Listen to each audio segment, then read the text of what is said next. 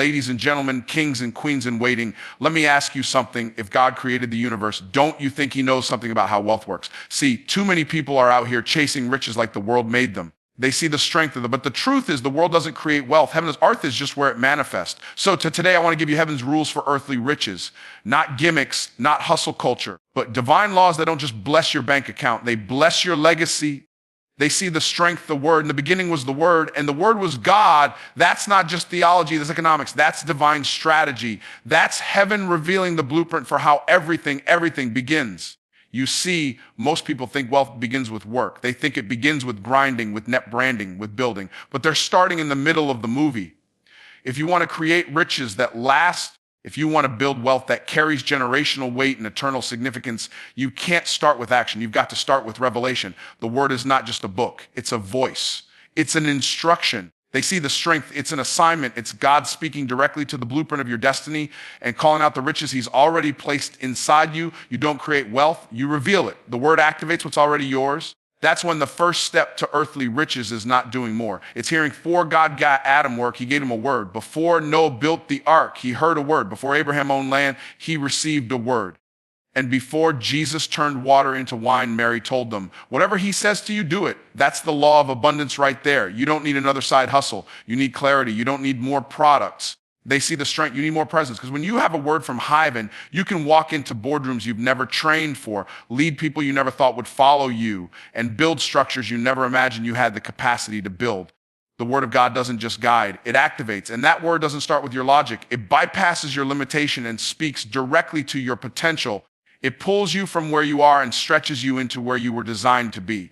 But let me be clear, hearing the word requires stillness. It requires you to turn down the volume of the world so you can turn up the frequency of heaven. Some of us are so busy chasing money, we can't even hear the instruction that would lead us into multiplication. The enemy doesn't have to steal your wealth if he can distract your ears. Because if you don't hear clearly, you won't move correctly. And if you don't move correctly, you'll build monuments to your own frustration instead of legacies of divine increase. You know why people get stuck in cycles of poverty, not because they're lazy. Not because they're dumb, not because they lack motivation. It's because they've been trained to trust systems more than voices. They're following the world's model for wealth when heaven already designed their own. But when you understand that wealth begins with the word, you stop asking, what can I do to get rich? And start asking, what did God say about my purpose? Because provision is always tied to purpose. If you chase provision without purpose, you'll always come up empty. But when you walk in your God-given purpose, provision chases you. Now, don't misunderstand what I'm saying. I'm not telling you to sit on your couch and wait for a booming voice from it. I'm telling you to seek divine direction like it's your full-time job. Because it is. The people who succeed at the highest level are not necessarily the smartest. They are not the most educated. They are the most obedient. They got a word and they moved on it. They didn't ask for permission from people who never heard their calling. They didn't get a second opinion from broke friends. They heard God say, start the business, and they started. They heard, write, and they wrote. They heard, step into the room, and they stepped, even if they were shaking. Because here's the truth on obedience to the word is the quickest path to wealth, not shortcuts, not scams, not hacks, but surrender. When you surrender your plans to divine instruction, you tap into supernatural acceleration. That means things that should take in 10 years happen in 10 months. Doors that should have been locked fly open. People who had no reason to bless you start investing in your future. That's not coincidence. That's obedience activating favor. And let me say this, there is a difference between a good idea and a God idea. A good idea can make money, but a God idea can shift nations. A good idea can help you retire early, but a God idea can leave an inheritance for your children's children. You weren't created for average income. You weren't created for scraping by. You were created to steward abundance. But abundance is a byproduct of alignment, and alignment comes from the word, not from what's trending, not from what's viral, from what's eternal. The challenge is most people are reactive instead of revelatory. They move based on problems instead of promises. But when you move by the word, you're not reacting to what's in front of you. You're responding to what's been spoken over you. That means even if the market is down, you can go if clients are scarce, provision still flows because your source is not a system. It's the spoken word. There are riches attached to your obedience. There is wealth hidden inside your alignment, but you won't access it through hustle alone. You'll only access it when you hear clearly, trust deeply, and move immediately. Because in the kingdom, they see the hearing isn't passive, it's productive. Every word from God is pregnant with increase. Every instruction is a seed. And when you plant obedience in the soil of faith, you reap a harvest this world can't even comprehend. When Peter had been fishing all night and caught nothing, Jesus didn't hand him new equipment. He didn't tell him to find another lake. He gave him an instruction: cast your net on the other side. That's it. One sentence, one directive. And in that moment, everything changed. The same water, the same fishermen, but now it was under divine direction. The fish didn't suddenly appear. They were always there. They see the strength of the difference wasn't in the environment. The difference was in obedience to the instruction. That's how increase works in the kingdom. It's not about doing more. It's about doing what you were told. This is the problem for many people. They've been taught that success is found in grinding, pushing, forcing, and manipulating.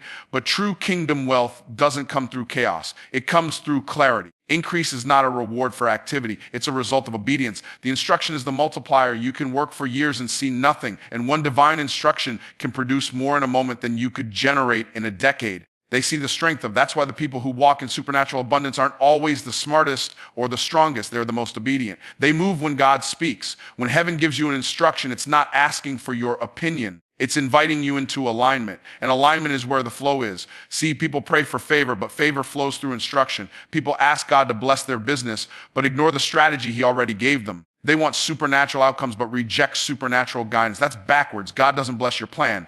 He blesses his plan through you. So the question isn't, what do I want to do? It's, what did God tell me to do? They see the strength of it. And am I doing it? You have to understand that divine instructions don't always make sense. They're not supposed to. They're not filtered through your logic. They're rooted in God's purpose. When Jesus told Peter to cast the net again, it didn't make any sense. Peter was a professional. He knew that casting during the day wasn't the way. But he said, nevertheless, at your word, I will let down the net. That's the posture that unlocks overflow. Not when it makes sense, not when it's easy, when it's commanded. If you only follow instructions that fit your comfort zone, then you'll never step into supernatural supply. Increase lives on the other side of obedience, and obedience is often inconvenient. It stretches you, it challenges your pride, it confronts your timing, but it's always productive because God doesn't give him empty commands. Every instruction is loaded with provision. It may come disguised as a risk. It may look like a step backward, but if it's from God, it's always a setup for something bigger. There are things you're praying for that you already have access to. You're just waiting on God to move, and he's waiting on you to follow the last instruction. Heaven doesn't operate on emotion. It operates on obedience. They see the strength of that's why some people can be in church every Sunday, cry during worship, tithe consistently, and still feel stuck. It's not because they're not sincere. It's because sincerity doesn't replace strategy. The tears don't move the needle. Obedience does. God honors movement, not any movement you instructed movement elf. One of the biggest traps in life is thinking more effort equals more outcome. In the kingdom, it's not effort alone, it's alignment. You can fish all night and catch nothing. Or you can follow one simple instruction and get a net-breaking, boat-sinking harvest. It's not about how hard you're working. They see the strength of it's about whether you're working the word you were given. Heaven responds to order. Heaven responds to instruction. And when you respond to instruction, increase responds to you. This is why the enemy fights your ability to hear God clearly. If he can confuse you, distract you, or push you to rely on your own wisdom, he can delay your breakthrough. Because every divine instruction contains more than guidance, it contains transformation. God's instructions carry his intentions. When he says move, he's already gone ahead. When he says give, he's already prepared the return. When he says build, he's already anointed the foundation. But you won't see any of that if you don't take the step. There are levels of wealth that will never open to you through knowledge alone. You can study business, marketing, sales psychology, and you should. But unless you're receiving and responding to divine instruction, you'll keep producing natural results with supernatural potential inside you.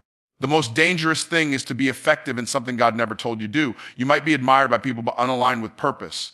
And when you're unaligned, increase becomes inconsistent. You can make money and still miss the mandate. The goal isn't just productivity, it's precision. It's knowing that you are doing exactly what you were told, exactly where you were told to do it, at exactly the time you were told to move. They seize when grace kicks in. That's when the favor flows, because God funds what he authors. And when you're moving on a word, you're never alone. The resources you need, the people you're called to impact, the doors that need to open, they're all waiting on your obedience. Not your perfection, not your obedience. Every divine instruction is a test of trust. God doesn't need your agreement. He desires your surrender. You might not see the whole picture, but he's asking, will you trust me enough to act without all the answers? That's the place where wealth is revealed, not manufactured, revealed. Because you're not creating prosperity. You're accessing what was already set aside for you. But access is always triggered by action, and the action must be rooted in instruction. Faith is the currency of the kingdom. On earth, money moves markets. Daros, yeah, those are the tools people use to make things happen. But in heaven's economy, faith is the medium of exchange. It's not optional. It's not symbolic. It's not poetic. Faith is functional. You transact with the supernatural. It's how you pull invisible things into visible form. When God wants to release something to you, he doesn't check your bank account. He checks your belief, because your faith is the bridge between in the promise and the provision. Most people are trying to pay for their future with effort, with emotion, with excuses. But the currency God recognizes is faith. Without it, it's impossible to please him, not if impossible. That means no matter how gifted you are, how long you've been working, how sincere you feel, they see the strength. If faith is not in the equation, heaven's resources stay locked up, not because God is withholding, but because faith is the key. It's the only access point that unlocks what's already yours. Faith is not wishing. It's not hoping. It's not positivity dressed up in spiritual language. Faith is movement based on what God said, even when there's no evidence to support it yet. It's action rooted in assurance. When you walk by faith, you don't wait to see it to believe it. You believe it until you see it. And that belief becomes the foundation that everything else is built on. The world says, seeing is believing. But the kingdom says believing is seeing. Faith flips the formula. This is why some people stay stuck even they have all the right information. Because information doesn't move heaven. Faith does. You can read all the books, attend every seminar, take all the courses, but until you act on what you believe God said, you're just storing data. And data doesn't deliver wealth. Obedient faith does. Faith isn't just for miracles. It's for management. It's for marketing. They see it's for movement. Faith you to launch the product when nobody knows your name. Faith tells you to invest when the numbers don't make sense. Faith tells you to give when your resources feel thin. They see the strength of, because faith isn't based on lack. It's based on one who never runs out. Every major move God in your life will require a transaction, not with cash, with confidence, not with credentials, with conviction. And the amount of faith you release determines the size of the access you receive. Jesus never said, according to your effort, be it unto you. According to your faith. Faith is measurable. Faith has weight. Faith has substance. It's not invisible magic. It's spiritual material. It's the actual substance of things hoped for, the evidence of things not seen. That means when you operate in faith, you're not just dreaming, you're dealing in spiritual reality. But faith will always put you in tension. It stretches you beyond your comfort zone. It challenges your logic. It forces you to risk your reputation on a word. That's why it's so powerful, because it makes you surrender control. And until you surrender control, you'll never access what's been divinely reserved for you. There are things heaven has already released, but earth is still waiting on your faith to bring it down. Your faith is not just for surviving storms. It's for building futures. It's for unlocking favor. It's for multiplying resources. Faith sees the strength of facts. It overrides them. The facts may say there's no money, no support, no open doors. But faith says if God said it, it has to happen. A faith looks at 5 loaves and 2 fish and sees a catering service for thousands. Faith looks at a barren womb and sees nations. Faith looks at a mustard seed and sees mountains moving. That's why faith is dangerous to the enemy. Because once you start operating in it, nothing in the natural can stop what's coming to you. But you must feed your faith or your fear will take over. Faith is a muscle. It grows with use. You don't need more faith. You need more exercise. The faith you have right now is enough to move your next mountain, but only if you use it. Faith on pause is faith that perishes. You've got to speak it, walk in it, act on it, even when it feels ridiculous. They see the strength of especially when it feels ridiculous, because God doesn't reward safety. He rewards belief, and belief without movement is just dead faith dressed in church clothes. There's a reason the enemy wants you doubting. He knows that once your faith is active, you're unstoppable. You can be broke and still wealthy. You can be unknown and still influential, because faith pulls future into now. It collapses time. What should take years can happen in moment. Faith is at full throttle. But that kind of faith doesn't come from a seminar. It comes from intimacy with the one who speaks things into existence. They see the strength of you don't get bold faith from books. You get it from burning bushes, from personal encounters with God's voice that shake your spirit and push you out of excuses into execution. So the question isn't whether God is ready to move. He's always ready. The question is whether your faith is ready to receive. Not someday, not when everything's lined up. Now, because faith is always now. It's not tomorrow's currency. It's today's strategy. If you want to shift levels, don't look for money. Don't look for mentors. Look for the measure of faith you've been ignoring. That measure is your move. That measure is your miracle. That measure is your method for multiplication. When God gives you increase, he doesn't just give you money, he gives you management. Because in the kingdom, stewardship is proof of trust. Everyone wants the blessing, but not everyone is willing to manage the burden that comes with it. Wealth is not just about possession. It's about responsibility. It's about how you handle what's been placed in your hands. And God doesn't bless based on your desire. He blesses based on your capacity. If you can't manage the little, you won't be trusted with the much. That's protection. This is why some people pray for millions but mismanage hundreds. They believe more money will solve their problems. They strengthen, but money only magnifies what already exists. If you're disorganized with little, you'll be chaotic with much. If you're greedy with a small check, you'll be destructive with a large one. They see the strength of that's why God trains you in obscurity before he trusts you with visibility. He's not looking for people who are just eager to receive. He's looking for people who are prepared to sustain. Because wealth is not maintained through miracles. It's maintained through management. Management is not about control. It's about order. It's about structure. It's about honoring the flow of provision with discipline and direction. The parable of the talents makes it clear the one who multiplied what he was given was called faithful. The one who buried out of fear wasn't just called lazy.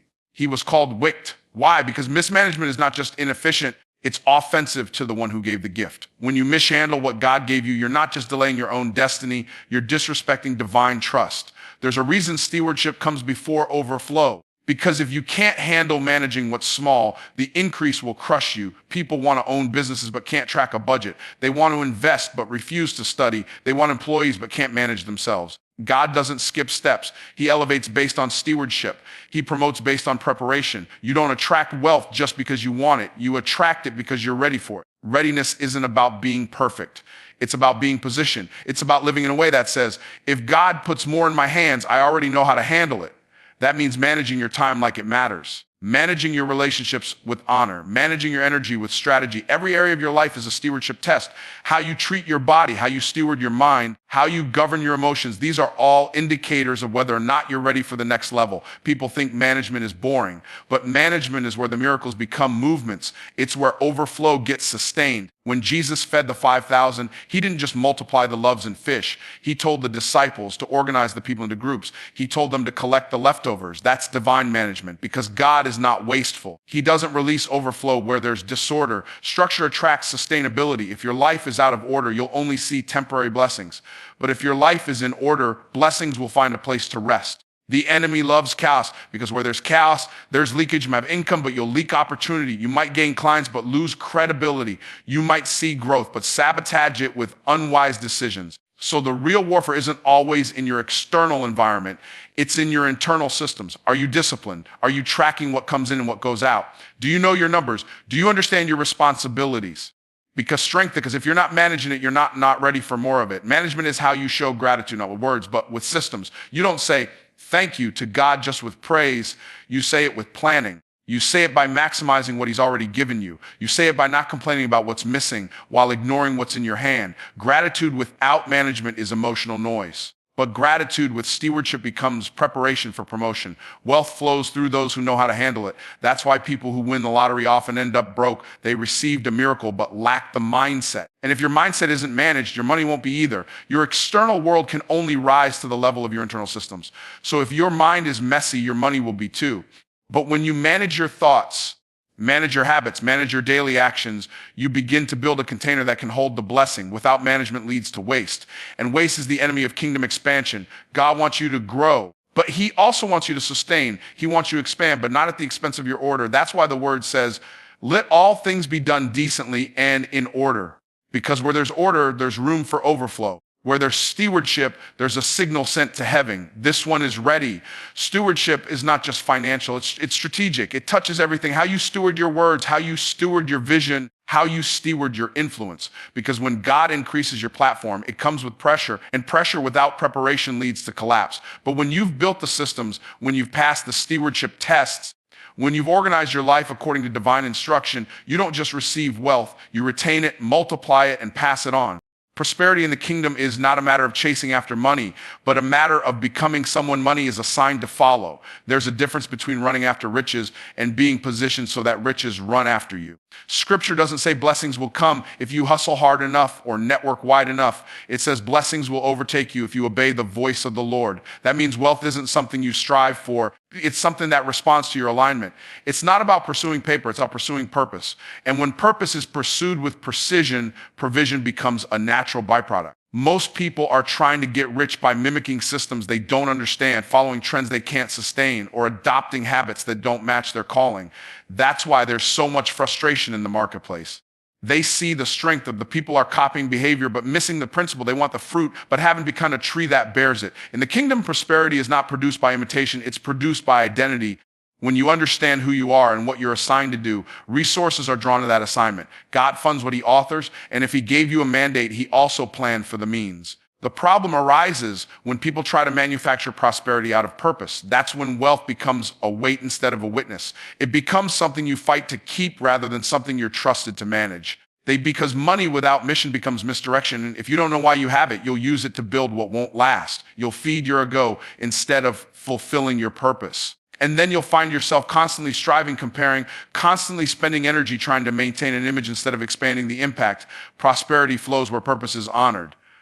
When you prioritize the assignment, you authorize heaven's assistance. And purpose isn't about position, it's about posture. You don't have to have a title to walk in your assignment. You just have to say yes. Purpose opens doors that hustle can't. They see the strength of you. It gives you access to places your resume doesn't qualify you for. Because God isn't promoting you based on credentials.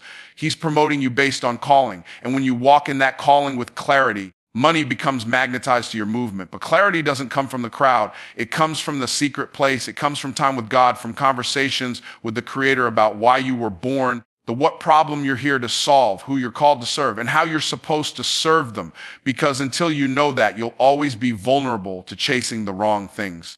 You'll build platforms that don't match your promise. You'll invest time into business models that aren't connected to your blueprint. And then you'll wonder why the results don't satisfy. It's not that the work is wrong. It's that the assignment was ignored. God doesn't anoint ambition. He anoints assignment. And when you tap into that assignment, provision becomes predictable. They see the strength of that. Doesn't mean it won't require faith. It doesn't mean there won't be resistance, but it means you'll never lack what's needed to complete what you were born to do. Because God never sends a vision without also sending and the resources. Your job is not to force the supply. Your job is to be faithful to the assignment. Provision flows where purpose is pursued with obedience. That's why the most dangerous thing you do is compare your calling to someone else's. Their results are tied to their obedience, not your jealousy. And when you envy someone's harvest, you insult your own seed. Because God didn't call you to be a duplicate. He called you to be a solution. You're not to run their race. You're supposed to run yours. And your race is equipped with its own rhythm, its own resources, and its own rewards. But you won't experience any of that until you stop looking sideways and start looking upward and inward. Purpose is the place where your gifts meet God's glory. It's where you stop performing and start producing. It's where you realize you weren't put on earth to pay bills and die. You were put here to establish something eternal, something that outlives you, something that changes people, industries, nations. And when you embrace that kind of mindset, priority stops being a goal and starts becoming a tool. You no longer need to chase after money because money begins to chase after the movement you've been assigned to lead. Money has ears. It listens for the sound of assignment. It follows impact. It seeks out vision. If your life is silent in the area of purpose, your bank account will often reflect that silence. But when your voice gets loud with clarity, when your hands get busy with the work God designed you for, when your feet are moving in obedience and not just opinion, then money can find you. Clients can find you. Partners can find you. Because you're not hiding behind confusion. You're visible in your assignment. The goal isn't just to get rich. It's to get aligned. Because when you're aligned, you become a portal for heaven's resources. You're not chasing and you're channeling. You're not striving, you're thwarting. And in that place of divine clarity, everything changes. Not just the numbers in your bank account, but the legacy you're building, the lives you're touching, and the eternity you're shaping through your obedience to purpose. Honor is heaven's access code. In the kingdom, honor is not just virtue, it's a vehicle. It's the transport system that moves resources, revelation, and relationships in your direction. Where there is no honor, there's no flow. Where there is no honor, there is no multiplication. Where there is no honor, even the miraculous gets minimized. That's why Jesus, in his own hometown, could do no mighty works. Not because he lost power, but because they lost honor. They saw the carpenter's son instead of the Son of God. Familiarity shut down the supernatural. Not because heaven was on pace, but because the people blocked their own blessing by dishonor. Honor opens what hustle can't. It grants you access that money can't buy. When you learn how to honor correctly, honor time, honor authority, honor a sign or covenant, you position yourself to receive from realms beyond your experience. Dishonor, on the other hand, doesn't just cost you influence, it costs you inheritance. You can't receive from what you refuse to respect. If you see something as common, you will never extract its value. Honor is the recognition of value, the decision to esteem, and the discipline to treat it accordingly. It's not just what you say, it's how you show up, how you carry yourself, how you manage relationships, how you follow through. People often want access to mentorship, wealth, or divine insight, but dishonor has locked the gate. They're trying to pry open doors that only honor can unlock. The enemy knows this principle well, so he attacks your perception. If he can get you to see your opportunity as ordinary, your leader, your spouse as routine, or your calling as unimpressive, then dishonor begins to creep in subtly. And once dishonor is present, decline is inevitable. Because dishonor decays destiny from the inside out. In heaven's economy, honor is a multiplier. It's not a suggestion, it's a system. If you want to multiply your influence, multiply your income, multiply your insight, you must multiply your honor. And honor doesn't start when people are impressive. Honor starts when you understand what they carry. It's easy to honor the fruit, but mature people honor the seed. They honor the process. They honor the unseen. And when you learn to honor even when it's inconvenient, uncomfortable, or unclear, you show heaven that you're ready for more. Honor flows in multiple directions. It flows up to those who lead you. It flows down to those you're called to serve. It flows sideways to those who run beside you. And it flows inward toward the gifts, talents, and calling placed inside of you by God. Because if you dishonor yourself, you will disqualify yourself. You'll downplay your worth. You'll shrink when you should be standing. You'll hide when you should be building. Internal dishonor is one of the greatest weapons of delay. When you minimize your own value, they see the strength of you attract people who do the same. Honor is not flattery. It's not manipulation. It's not performance. It's not blind loyalty. Honor is strategic. It's rooted in truth. It's focused on identity, not personality. You can honor someone's position even if you struggle with their person, because you're not honoring perfection. You're honoring their placement. And when you get that distinction, you rise above offense. You rise above petty disagreements. You rise above emotional reactions because you understand that your response determines your reward. You can't receive from what you criticize. You can't elevate through what you ridicule. They see the strength of it. You can't be blessed by what you belittle. That's why the enemy will always tempt you to dishonor right before promotion. He'll get to look at your mentor's flaws, your spouse's weaknesses, your leader's humanity.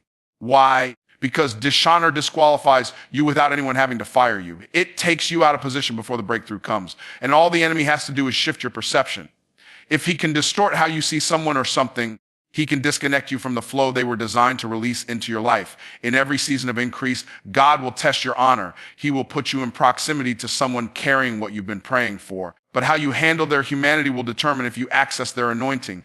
Elisha didn't receive Elijah's mantle because he shouted the loudest. He received it because he followed closely and honored deeply. Ruth didn't end up in Boaz's field by accident. She honored Naomi even when it was painful. David didn't become king by force. He became king by honor. Even when Saul was trying to kill him, David refused to retaliate because he understood that honor preserves destiny. What you refuse to honor, you will eventually lose. And what you continually hour, you will eventually inherit. There are blessings that are released through proximity, but only if honor is present. You can be next to power and never benefit from it if your heart posture is wrong. You can be in the room and miss the mantle because your perspective was poisoned. But when honor is pure, heaven responds, doors open, favor follows, divine appointments align, because honor sets the environment for increase. This is not just a spiritual principle, it's a wealth principle. The marketplace rewards honor. Partnerships are built on honor. High-value clients stay because of honor. Teams thrive when honor is the culture. If you want to grow in influence and income, make honor non-negotiable in how you operate, how you email, how you follow up, how you serve, how you celebrate. These all communicate honor. And honor, when it becomes your default setting, positions you for the kind of increase that's not just measurable in money, but marked by legacy. Faith is not just belief, it's a blueprint. It's the invisible architecture that constructs your future before the physical ever arrives. Faith doesn't wait for evidence to act, it moves because of a conviction deeper than sight. In the kingdom, faith is the currency that pulls what's already yours in the spirit into manifestation on earth. Without faith, the transaction stalls. Without faith, the promise sits in escrow. Because God doesn't move according to pity, he moves according to faith, and faith is not a feeling, it's not a goosebump, it's not a hope, and it's not an emotion. Faith is a decision to believe what God said over what the situation looks like. Many people think they're waiting on God, but the truth is God is waiting on them to step out, speak up, invest in the vision, risk looking foolish, stretch past comfort, and act like they actually believe what they've been praying about. Faith without works is dead, and dead faith doesn't produce living results. You don't get harvest from belief alone, you get it from belief in action. Faith speaks when it doesn't make sense. Faith gives when it looks like lack. Faith moves when logic says stay. Because faith is not about being irresponsible, it's about being aligned with a higher realm of instruction. What's risky in the natural is often required in the spiritual. The wealthy in the kingdom are not just those who learn to manage resources, they are those who learn to multiply them through faith. Faith is the key to supernatural increase. It's what allows you to see opportunity in the middle of opposition. It's what allows you to move in obedience when the math doesn't add up, when the doors haven't opened yet, and when others call it crazy. The faith that brings heaven to earth is not passive, it's persistent, it's aggressive, it declares the end from the beginning and walks like the finish line is already won. Faith is not just for crises, it's for strategy. It's not just a lifeline when you're sinking. It's the sail that catches the wind of divine momentum. When God gives you a word, faith becomes the vehicle that transports that word into reality. That's why you can't afford to entertain doubt. Doubt doesn't just delay, it derails. It compromises the signal. It puts interference on the line between the vision you saw and the steps you need to take. You've got to protect your faith like it's your most valuable asset, because in the kingdom it is. People often wonder why their declarations don't manifest. They're saying the right words, but their heart is full of hesitation. That's not faith, that's performance. Faith is internal agreement that produces external obedience. You don't just say it, you build like it's true. You budget like it's true. You hire like it's true. You study like it's true. You market like it's true. And when people look at you sideways because they don't see the evidence, your confidence stays anchored because your confirmation came from a higher source. You must learn to walk by faith even when you're surrounded by contrary facts. The doctor's report, the credit score, the closed doors, the low engagement, all of that is data, but faith deals in truth. And truth is higher than facts. The fact might say you're broke, but the truth says you're blessed. The fact might say you're overlooked, but the truth says you're chosen. The fact might say it's too late, but the truth says your time is now. Faith doesn't deny reality, it dominates it. It takes dominion over the natural by pulling from the supernatural. Faith has a frequency, it speaks a certain way, it moves a certain way, it doesn't mumble, it declares, it doesn't tiptoe, it walks boldly. That's why the enemy's greatest strategy is fear, because fear is the counterfeit of faith. Fear attracts attack, but faith attracts favor. Fear shrinks your capacity, but faith expands your territory. And the moment you start building by faith, opposition shows up, not because you're doing something wrong, but because you're doing something right. Resistance is confirmation, not condemnation. Your mouth must match your mission. You cannot speak defeat and expect to build dominion. You cannot prophesy poverty and then pray for prosperity. Faith speaks life. It speaks increase. It speaks alignment. Even when the situation is dry, faith prophesies like Ezekiel to the valley of bones and commands dead things to live. It doesn't hope they come together. It commands them to, because faith understands authority. And when you operate from authority, your words carry weight in both realms. Faith is also selective. It doesn't link arms with everybody. You can't build faith-filled dreams in fear-filled environments. You can't share destiny with people addicted to doubt. When Jesus went to raise the little girl from the dead, he put the doubters out of the room, not because he didn't love them, but because faith needs an atmosphere. Sometimes the miracle is delayed because your circle is polluted. You're trying to build with people who dismantle everything you speak. Faith thrives in agreement. It grows in intentional company, so you have to be bold enough to edit your environment if it's choking your belief. God responds to faith, not perfection, not performance, but faith. When he sees faith, he releases favor. When he hears faith, he sends strategy. When he feels faith, he moves mountains. And it doesn't take massive faith to get massive results. It takes mustard seed faith with massive conviction, because that kind of faith won't back down, won't water down, won't settle, and won't bow to doubt. That kind of faith builds businesses, restores families, heals bodies, multiplies income, and shifts generations. That kind of faith walks into a storm and commands peace. That kind of faith carries the power of heaven and knows exactly how to use it. Stewardship is not just management, it's multiplication with responsibility. In the kingdom, stewardship is the proof that you're ready for more. It's not about how much you start with, it's about how well you handle what you've been given. The parable of the talents makes it plain. One man received 5, another 2, another 1, each according to their ability. But the return was expected regardless of the amount. The one who buried his talent wasn't judged for how much he had. He was judged for how little he did with it. Heaven doesn't promote based on possession. It promotes based on productivity.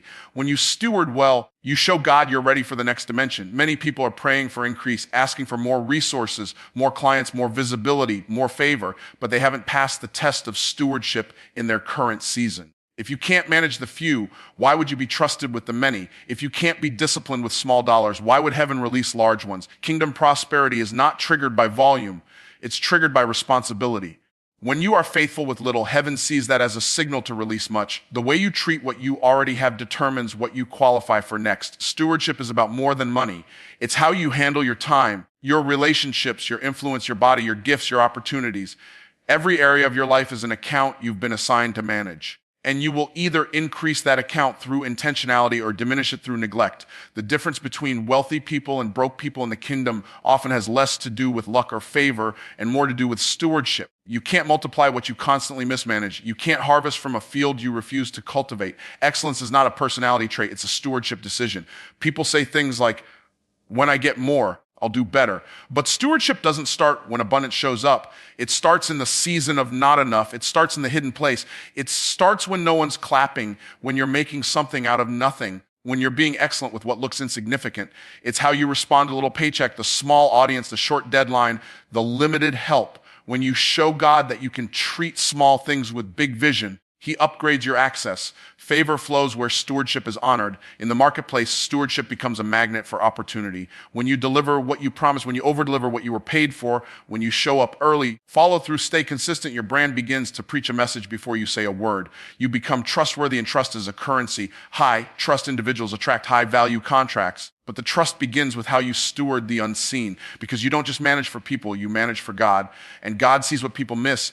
He sees how you act when the pressure's on. He sees whether you're honest when no one's looking. He sees whether you cut corners or commit to quality. And He rewards not just the result, but the integrity behind it.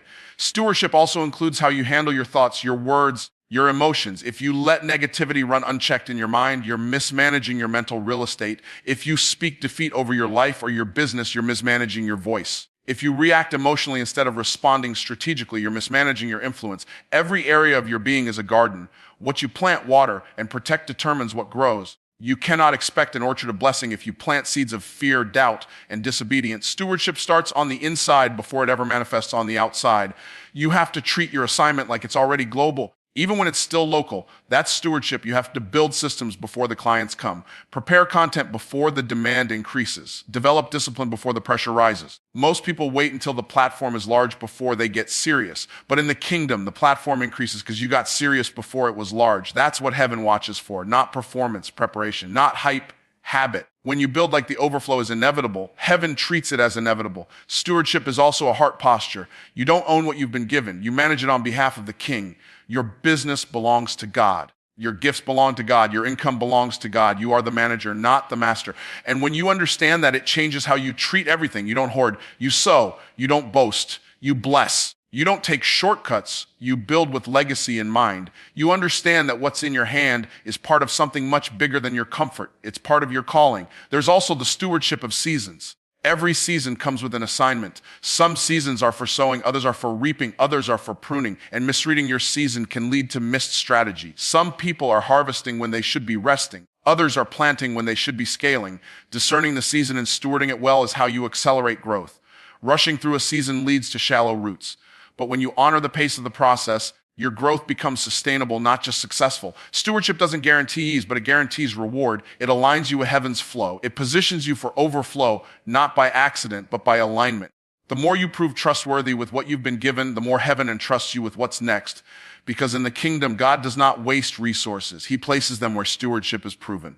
So the question is never just, how much do you have? The question is, how are you handling what you already have? That answer determines the level of wealth, influence, and impact you're positioned to carry next.